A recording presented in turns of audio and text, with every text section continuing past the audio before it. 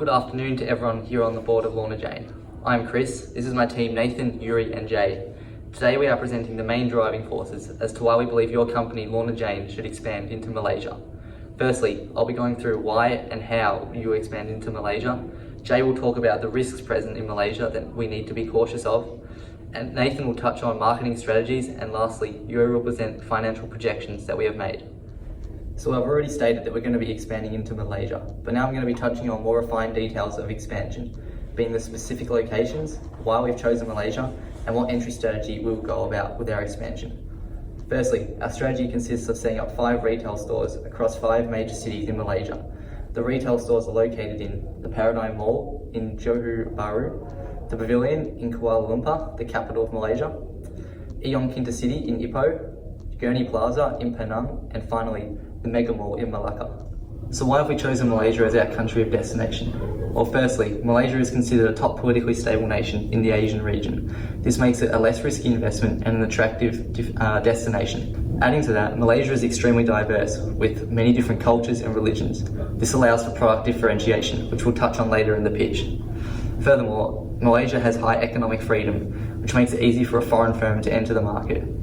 Additionally, Malaysia's sports apparel industry has strong growth at 9% per annum. Furthermore, the women's wear segment in the sports apparel industry holds 52%. This aligns very strongly with Lorna Jane's business model as they focus primarily on producing women's sportswear. Furthermore, the Malaysian apparel industry has low competition and lots of potential growth, and it holds 1.4% of the industry in the Asia Pacific region. This implies that in the future, there's lots of room for growth and a good prospect of an investment. Now let's move on to the entry strategy. We've chosen to go with a joint venture. This strategy involves setting up with a local partner in the foreign firm. With this strategy, you share the cost of investment, risks, and the profits.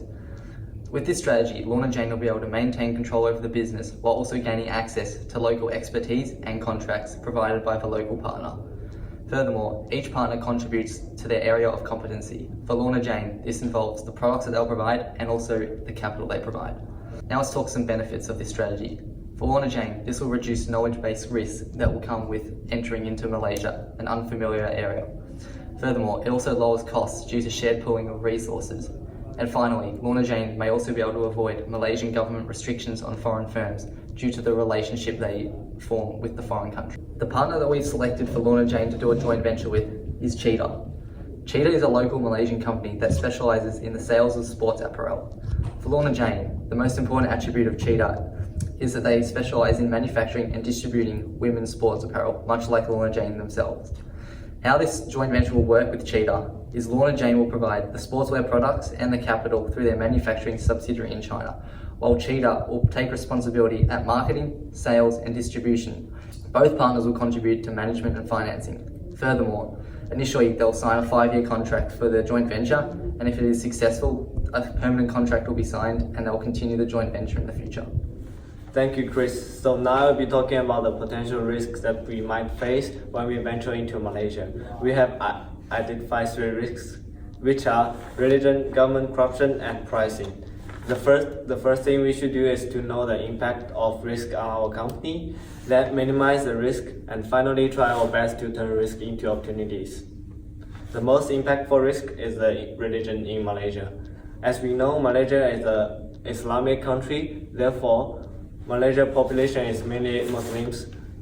Furthermore, Muslims have more restrictive requirements for women's clothing.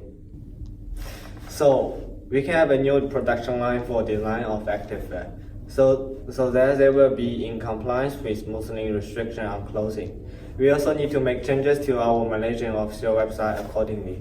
Instead of just having the usual design of posters on the website, we can also include our new Muslim design to incorporate the local culture. Thank you, Jay. Alright, so now let's have a look at some of the marketing strategies that we think will yield the most success entering into Malaysia. We want to gain the maximum exposure that we can so that there is a lot of awareness that we're actually in the market. Although partnering with Cheetah will help with this a lot, we want to set up some billboards around the nation that will help gain exposure so that people know who we are and where we're located. One of the main ways that we can do this is by setting up billboards in shopping centres, such as this one on the left, that people will walk past every day in malls and see that we're in that mall and what we do and who we're partnering with. Secondly, we have these kinds of billboards that are on the side of the road that are a very common type of advertising all over the world. It will be a big advertisement showing that we're new in the nation and who we are, and that we're partnering with Cheetah Sports, encouraging people to seek out our stores and purchase our products. Next, we also want to set up an Instagram account, much like LJ Clarkson and Lorna Jane US, that has Lorna Jane Malaysia, so that people in Malaysia can have their own kind of connection to the brand and can interact with the brand and see what kind of people are wearing their clothes and have targets and goals to reach. Furthermore, by setting up an Instagram account, Malaysian customers can interact with the brand as we post new styles and models. As with other accounts, we'll also post workout examples to encourage activity and stay engaged with our customers. By employing a local model like this lady, we can make the brand feel local while having a global mindset. Ultimately, we want to push the notion of move, nourish, believe, a key part of any Lorna Jane venture. Okay, thank you, Nathan. Now I'll be discussing on the startup cost for Lorna Jane to venture into Malaysia. The total startup costing is about 9.86 million in Malaysia ringgit. This is equivalent to 3.46 million in Australian dollars. This includes both the startup costs and also the equipment and capital costs. For the startup costs, the registrations actually take up the highest percentage of more than 3/4 of the total startup costs. It includes three highest costs, which are the wholesale retail trade license and the wages that we're going to pay our employees, and also the stock that we need to stock up our retail stores. And as for the equipment and capital costs, the total amount in Malaysia ringgit is about 3.19 million. This is equivalent to 1.12 million in Australian dollars. We can see that 78% of the overall is the startup costs, the startup capital, which is essential cash for starting up the retail stores in Malaysia. This actually allows us to have a better liquidity so that we'll be better prepared for encountering unknown risks that we might be facing when we go into a foreign country. So now let's look at the 5 years projection after venturing into Malaysia. We can see that in the first year, the working capital is a negative, which is quite normal for starting up, and then it starts to earn profit in the second year of venturing with a positive working capital of 1.46 million Malaysian ringgit at the end of the second year. And this also means that the return of investment is pretty quick, with less than 2 years. That brings us to the end of our presentation. Thank you very much for being so patient, and we hope you strongly consider expanding into Malaysia. And if you have any further questions, please don't hesitate to ask.